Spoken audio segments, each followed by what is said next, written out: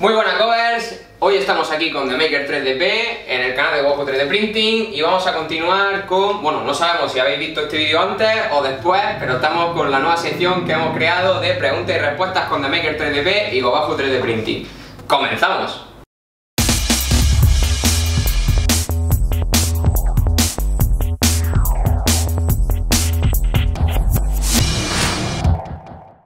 Muy buenas a todos, vamos a continuar con las preguntas. Como bien he dicho en la intro, no sabemos si habéis visto este vídeo antes o después. Estamos aquí con The Maker 3DP y vamos a continuar con las preguntas que nos hacéis. Ya sabéis, hemos creado esta nueva sección para que resolvéis vuestras dudas todos los meses. Si queréis que continuemos haciendo esta sección, darle a me gusta a los vídeos, tanto el suyo como el mío, y escribirnos en los comentarios todas las preguntas que se os ocurran y seleccionaremos las mejores para la próxima. Sí, sí. Bueno, bien, si quieres comenzar. Bueno, lo primero, un saludo a todos los covers del canal de Juan. Como lo ha dicho, vamos a hacer preguntas y respuestas y vamos a empezar por la primera.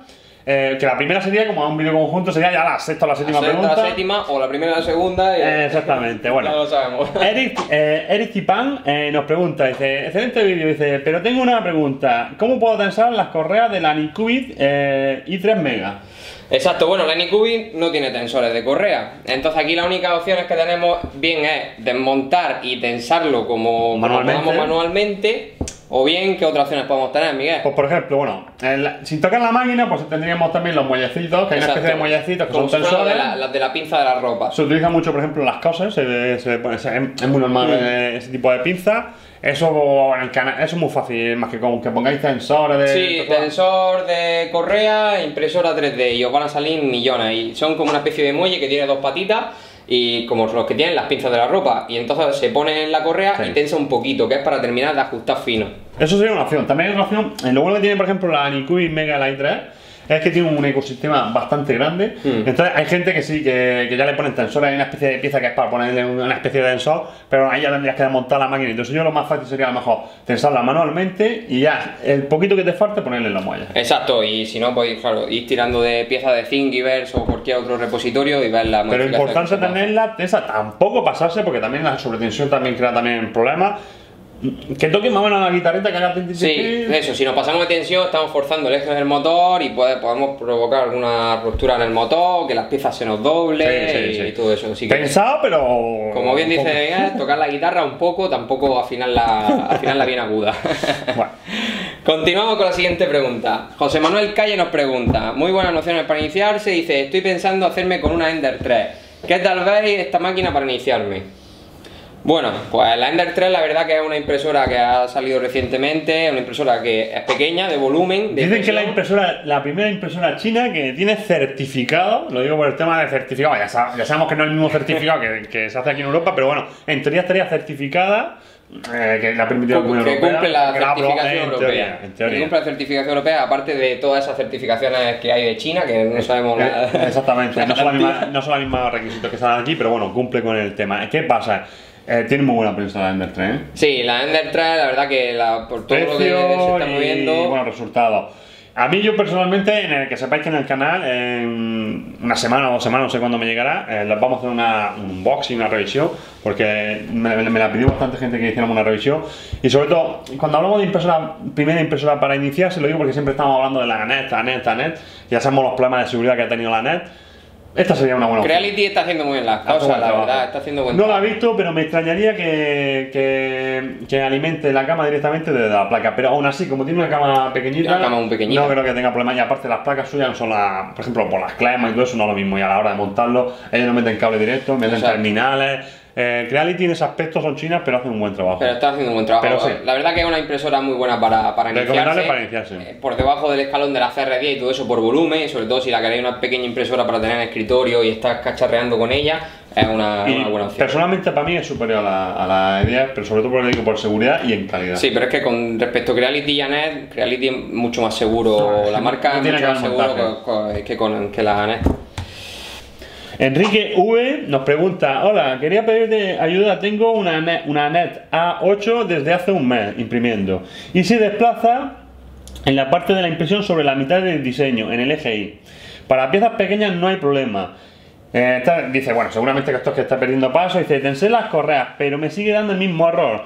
¿Qué me puedes recomendar? Bueno, la primera recomendación que le haríamos, por ejemplo, ¿qué sería, Juan? Por ejemplo. Bueno, básicamente lo primero que tenemos que ver, punto 1, que la polea esté bien fija, porque puede ser que cuando lleve rato patine. Punto 2, controlar la temperatura del motor. ¿Por qué esto de la temperatura del motor? Mira. Bueno, tendrías que tener en cuenta, pueden ser dos posibilidades, o tanto mucho como poco. Sobrecalentada. Exactamente, que esté sobrecalentada, entonces el driver haga pequeños cortes y también el motor pierda efectividad, o también que la tenga poca alimentación el driver y dice, empieza pequeño no tengo problema, pero empieza grande sí tengo problema. ¿Por qué? Porque como arrastrará un poco también, sería alimentar. Y también si no está utilizando un Z-Lift, que es el bote, un salto, con un salto para evitar que vaya golpeando la pieza te ayudaría, pero sobre todo si te pierde paso, o fuerza alimentación o sobrealimentación. Sí, probablemente al referirte en ese aspecto a lo que estás diciendo, probablemente sea sobrealimentación. ¿Por qué? Porque si al pasar media pieza, quiere decir que ya el motor lleva bastante tiempo actuando,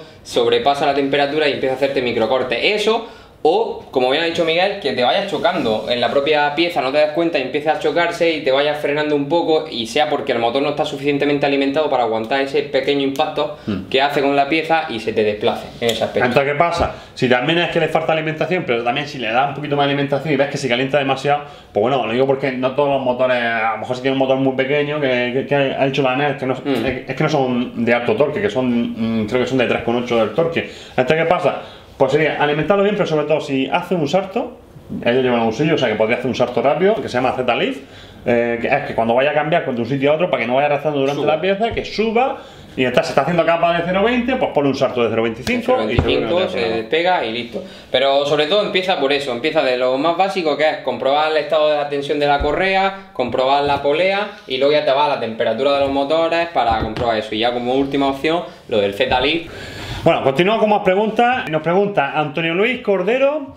Buenas tardes, me gustaría saber si hay algún pegamento que pegue bien con fuerza las piezas hechas con filamento plan. Bueno, básicamente solemos utilizar los tites, superglue y cualquier tipo de pegamento similar, vamos. Sí, a mí los tites me van bastante bien, pero bueno, en la 3D Printer Party, cuando hicimos el espadón ese grande que hicimos, lo digo por mouse, bueno, y Álvaro de Miguel Gar también lo estaba utilizando, que es una especie de activador que se puede decir que sería instantáneo, lo digo porque a lo mejor en los tites pues tiene que pasar unos segundos, 30 o un minuto para que se quede bien la pieza. Entonces también hay un pegamento que viene con activador, no sé ahora mismo el nombre, pero bueno, el otro día lo vi en Bricomar, que tienen también ese tipo que estaba al lado de los tites. Bueno, pues también hay un activador que sería instantáneo, aunque yo en los tites me va muy bien. Claro, sí que es cierto que eso, que si utilizas los tites, el pegamento de los tites o alguno similar con piezas de ABS o con PG y todo eso, suele pegar un poco más rápido que si utilizamos los tites con PLA, no sé por qué, pero ralentiza un poco. Si utilizamos un activador de ese tipo, directamente pegamos al momento y ya es prácticamente instantáneo. Continuamos con la siguiente pregunta y Víctor Gon nos dice: hola, ¿qué tal? Una consulta. ¿Cuáles son las mejoras que hay que hacer para imprimir en flexible? Gracias. Esta es una muy buena pregunta, la verdad. Y bueno, básicamente lo primero que tenemos que ver es irnos al extrusor. Extrusión. Y tenemos en el extrusor, exactamente, a la hora de realizar el empuje, tenemos que el recorrido desde lo que es el extrusor al fusor no puede haber ningún espacio. Hay que hacer como una especie de montaña, ¿no? Montañita, le dice. Una montañita, para que el filamento esté guiado en todo momento y no se nos salga y se nos pueda mover. Sí, por eso digo, normalmente en cualquier tipo de impresora, por ejemplo la NET, por ejemplo, la polea está aquí y justo cuando lo que es la vía de material está a lo mejor a 7 milímetros, entonces esa distancia normalmente no trae nada. Bueno, pues hay piezas, por ejemplo, en Thingiverse que son una especie de montañita que es para que no se quede ese hueco, También, por ejemplo, en la CRD, ¿cómo era lo que había hecho todo? Sí, bueno, Ignacio de Recreo, para que no lo conozca, el fabricante de Filaflex, tiene en la CR10 para el tema del gatillo, porque claro, otro de los temas que hay que tener en cuenta es la fuerza con la que empujamos, porque creemos, vale, es un filamento flexible, le apretamos a tope, y no es así, porque si apretamos a tope, al final lo que estamos haciendo es meter demasiada presión y nos puede fastidiar la impresión. Sí, los flexibles tienen mucho grip. Exacto, entonces para ello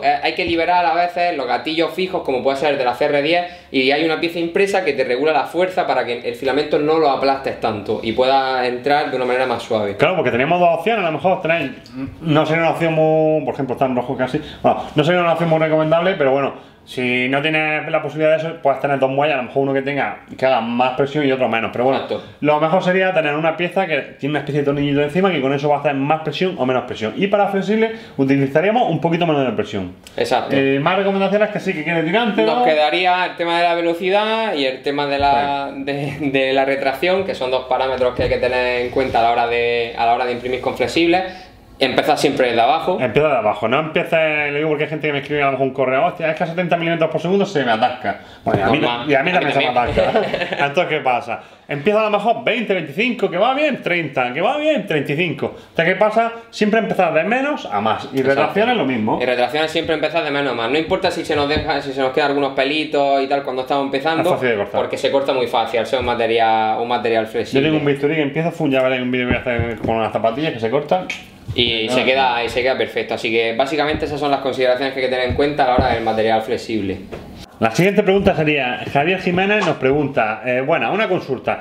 Yo tengo una Prusa i3. Creo que la tarjeta es MPX3, que no sé lo que es, pero bueno, no pasa nada. Mi hijo me la ha dañado y quisiera saber si puedo comprar otra de otro tipo. Sin ningún problema, ¿no? Sin ningún problema. En ese aspecto, recomiendo las tarjetas cuanto más baratas y cuanto menos almacenaje tengan, mejor. Exacto, de 2 GB, como mucho, 1 si tenemos, 4. Hombre, es que yo de 1 GB, yo por ejemplo, a mí me gusta. Ya no existen casi. Entonces, ¿qué pasa? Yo por mí tendría a lo mejor 10 tarjetas de 1 GB porque así tendría las cosas clasificadas, ¿sabes? Pero no te cojas, por ejemplo, una pedazo de tarjeta esta de ultra velocidad y todo eso, que es más. Puede incluso que no te funcione. Incluso que puede ser que no te funcione. También, si coges, por ejemplo, una tarjeta de 4 GB, por ejemplo, el formateo en FAT32, en NTFS, ese no, porque bueno, habrá algunas que sí no lo lean, pero la mayoría no te lo va a leer. Son FAT32. El FAT32 admite hasta 2 GB de archivo y no va a generar un GECO de 2 GB nunca. Por ahora. Ya habrá un ahora. archivo AFM, digo, por multicloud, yo le espero que hagamos en un futuro. Pero bueno, y otra cosa, no le eche la bulla al niño, que no pasa nada, una tarjetita tampoco pasa nada, formatean en FAT32 y sin ningún problema, ¿no? Y si no funciona, otra que vale muy poco. Exactamente, tampoco pasa nada. Bueno, aquí tenemos otra pregunta de José Porro que nos pregunta, ¿el Velocity Painting, eso qué es? Bueno, nosotros que hablamos de Velocity Painting, yo por ejemplo en mi último vídeo hablo de Velocity Painting, pero bueno, la gente que se está iniciando dirá, hostia, y verdad tienen razón, ¿qué es eso? ¿Qué es eso? Bueno, Juan, Velocity Painting, ¿qué es Velocity Painting? ¿Qué consiste el proceso de Velocity Painting? El proceso de Velocity Painting lo que nos permite es, seleccionando un material translúcido, porque con los materiales opacos normalmente no suele aparecer, un material translúcido lo que se hace es estampar un patrón en nuestra superficie y mediante cambios de velocidad podemos crear ese patrón en la superficie. Es decir, vamos por ejemplo a 30 milímetros segundo y de repente 70. Y en ese cambio de velocidad el material translúcido es más translúcido y ese patrón se nos queda reflejado en la pieza. No sé, podemos hacer cualquier tipo de marca o cualquier tipo de patrón o poner nuestro nombre a cualquier pieza impresa. Normalmente se lo hacemos mucho a las impresiones tipo vaso, lo que es tipo espiral, pero que se puede hacer también tranquilamente en lo que es en sólidos. Por ejemplo, lo que os enseñé el otro día, en un barco, un 10%, pues no se notará tanto.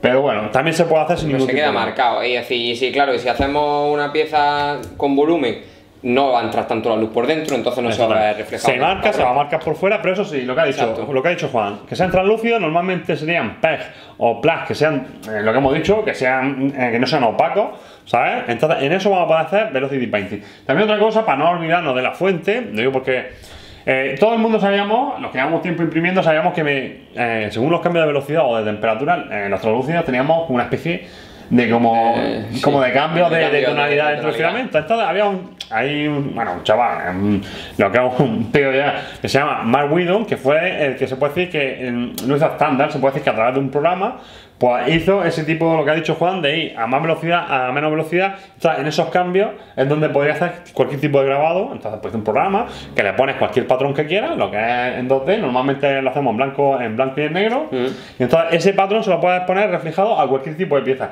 ya sea a nivel esférico o en un plano XY, según el plano. Es muy recomendable y además es una técnica muy guapa. Está muy chulo, los resultados son muy buenos. Incluso si lo que queremos es, tenemos unos modelos propios y simplemente queremos añadirle una marquita de agua, en plan del nombre de la empresa o el nombre nuestro de diseñador, pues también queda perfecto para la hora de personalizar las piezas sin merchandising, lo que ha dicho, o por ejemplo lo que ha dicho, un diseñador que quiere poner a lo mejor en la pieza su pequeña firma, también es una opción muy buena. Una opción muy recomendable. Y no hace falta doble extrusión, o sea, solamente con un solo fusor.